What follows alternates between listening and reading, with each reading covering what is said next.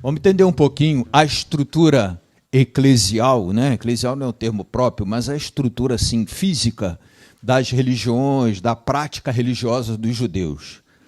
Naquela região toda, nós tínhamos duas grandes igrejas, igrejas-mãe, né? Ao sul, na região conhecida como Judéia, e outra igreja-mãe ao norte, na região conhecida como Galiléia. Antes, Israel e Judá. Judá ao sul, Israel ao norte. No sul ficava a igreja de Jerusalém, o templo de Jerusalém, a grande igreja de Jerusalém. E ao norte, o santuário ou templo de Betel.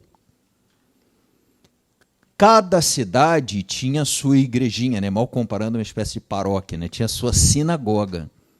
Para a prática corriqueira, para ir da sinagoga, isso era feito na própria cidade ali, né? no local. Mas havia uma ocasião em que todo judeu estava obrigado a ir à igreja-mãe de Jerusalém. Pelo menos uma vez ao ano ele tinha que fazer isso, no período da Páscoa. Nós temos notícia no Evangelho de João das 3 idas de Jesus, além daquela outra do Bar Mitzvah, que não coincide exatamente com o tempo da Páscoa. Mas na vida pública de Jesus, a gente tem notícia nos textos da ida de Jesus pelo menos 3 vezes para celebrar a Páscoa. O texto do Evangelho que nós escutamos hoje, ele ocorre na última das Páscoas celebrada por Jesus em Jerusalém, tendo Jesus saído da sua cidade de origem, o local por onde ele já estava no exercício do ministério, até Jerusalém. Essa é a última porque Jesus não sai mais dali, né? Ele é preso, condenado, morto. Então, de modo que aquela ali, esse texto é um texto que está muito perto da morte de Jesus, do processo de prisão, condenação e morte de Jesus. Tem um outro detalhe interessante aí.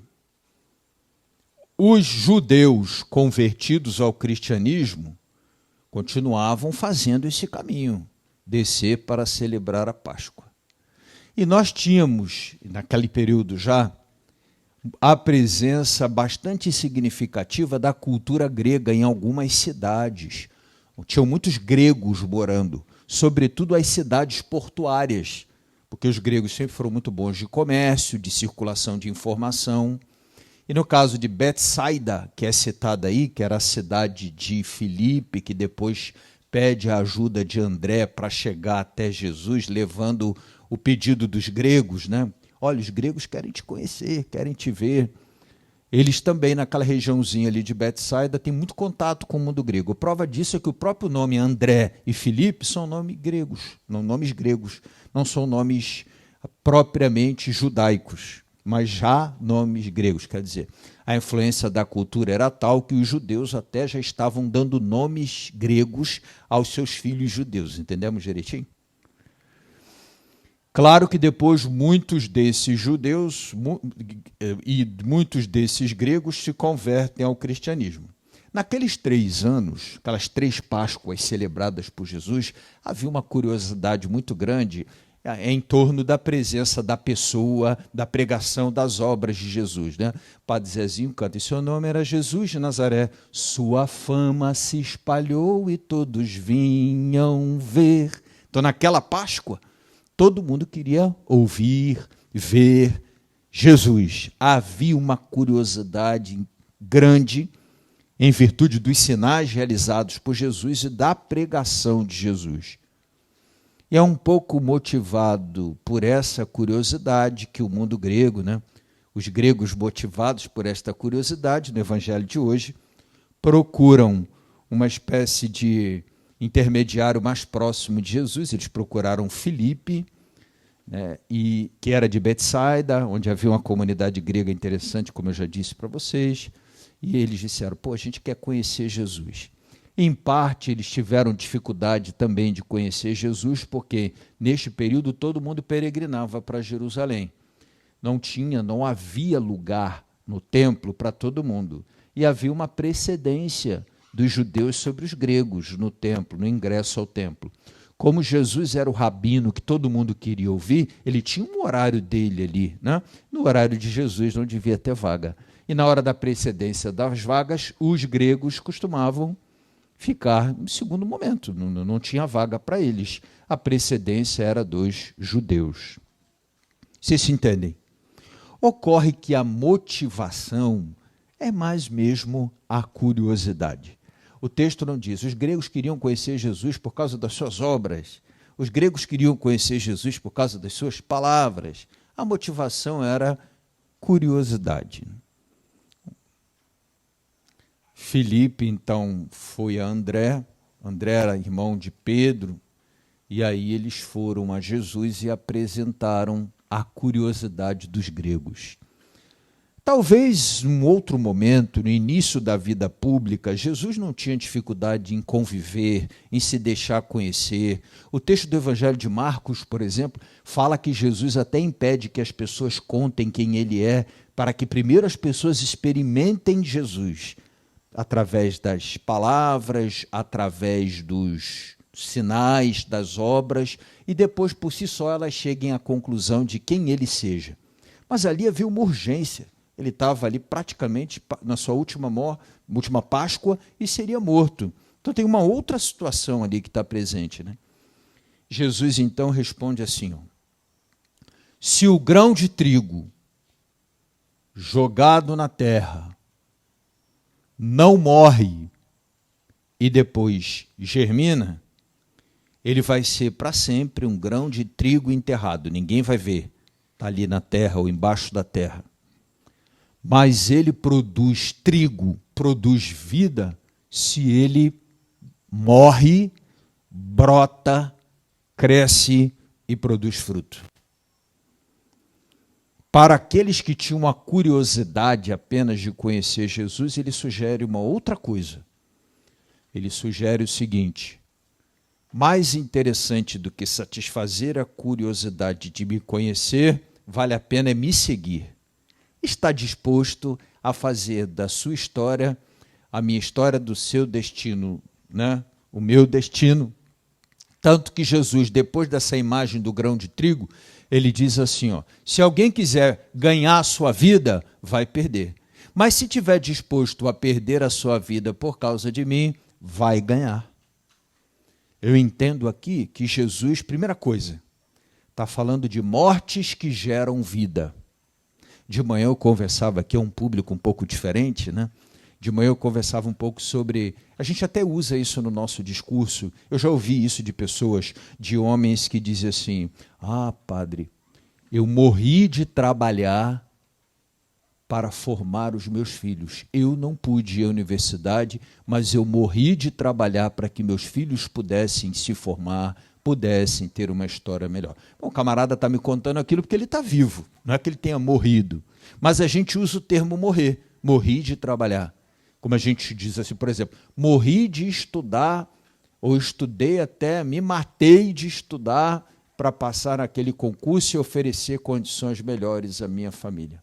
Vocês vão entender comigo, acho que vão também concordar, que nesses dois casos está se falando de morte, sim, mas não de morte física, e de uma morte que gera vida, que não é o fim da vida. Vocês se entendem? Uma morte que é geradora de vida, geradora de, no caso do pai que forma o filho, né, geradora de oportunidade, no caso daquele camarada também que estuda, geradora de, né, sustento, responsabilidade com a família e daí por diante. Então, o primeiro ponto salientado por Jesus é, tem morte que é só morte, mas tem morte que gera vida.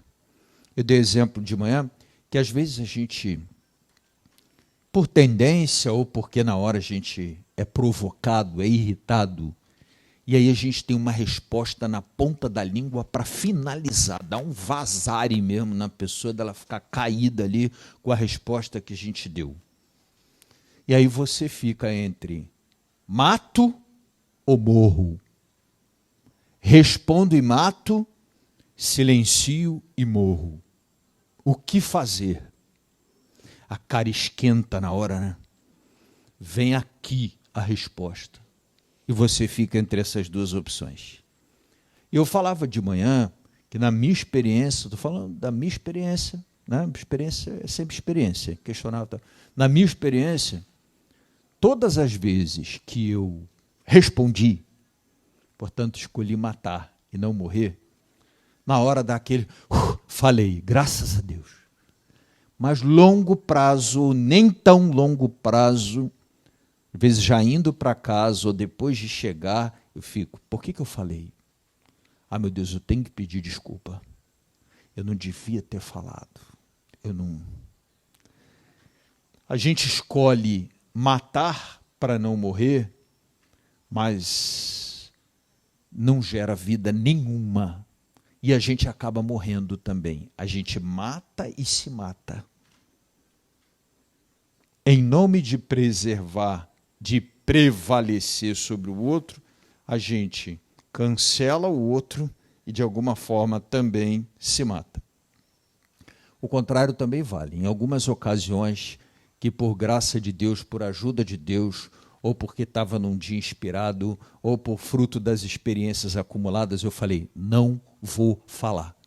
Às vezes acontece de eu já sair de casa no caminho dizendo, Senhor, segura minha língua, não vou falar, né, para não, né? E já sai de casa se preparando para isso aí. E às vezes em que eu não falei, na hora a cara esquenta, a vontade de falar, vem um monte de coisa à cabeça e tal. Mas a escolha de não falar, como sinônimo de não matar, não fala aqui de omissão não, vamos entender direitinho, né? Não falar para não agredir, para não ferir, para não matar, naquele momento ali foi para mim uma morte, eu morri. Mas depois, já no caminho de volta e depois da semana, aí você sente que gerou vida. Primeiro porque gera uma vida do questionamento da pessoa que esperava a todo custo que você... E você, então já na pessoa, meu Deus, o que houve? Por que não falou tal? Depois porque você também percebe que aquela atitude gerou vida para você e certamente gerará vida em forma de reflexão, de questionamento, ou até de um pedido de desculpas, né, de um arrependimento daquela pessoa para quem a gente não deu aquela resposta firme. O que está aqui presente é, há mortes que geram vida. Eu entendo que Jesus está nos aproximando aqui do tema da renúncia. A renúncia é uma forma de morte que gera vida. Entendemos? Quando às vezes a gente renuncia em nome da família, da harmonia dentro da casa, renuncia em nome, por exemplo, de uma vida que a gente vai observar que gerará aquela minha atitude de renúncia, sem perceber aquela renúncia. É uma pequena morte, sim, né? Porque a gente estava tão afim, tanta vontade. É uma pequena renúncia, às vezes até uma grande renúncia, mas a vida gerada ali não tem preço. Então, há sim, a meu ver, do ponto de vista da resposta de Jesus dada a Filipe e André, uma sugestão de que o segmento dele tem muito a ver com essas pequenas mortes que geram vida. A maneira como Jesus abraçou isso foi numa grande morte. Ele deu a vida. Deu a vida física, como diz a segunda leitura de hoje, foi obediente até a morte, morte de cruz. Mas a gente já pode começar a viver isso vivendo pequenas mortes. E a renúncia é uma forma de exercício, de experiência dessas pequenas mortes. Sugiro que talvez nessa quinta semana da Quaresma, para eu não me estender mais, eu vou concluindo por aqui, a gente possa abraçar a renúncia, cada um vai perceber e entender onde Deus lhe fala o coração, onde a palavra renúncia está dizendo para você, morra para gerar vida, renuncie, morra para gerar vida, permita aqui, que você seja capaz de não amar a vida a ponto de perdê-la, mas está disposto a perdê-la para ganhá-la. Então, cada um vai entender exatamente onde, em que aspecto, em que ponto, termo renúncia trará crescimento e gerará vida na sua caminhada. Então, desejo a todos que a palavrinha renúncia volte ao longo dessa quinta semana da Quaresma e gere vida para a gente. Vamos ficar de pé? Professar a nossa fé. Creio em Deus Pai.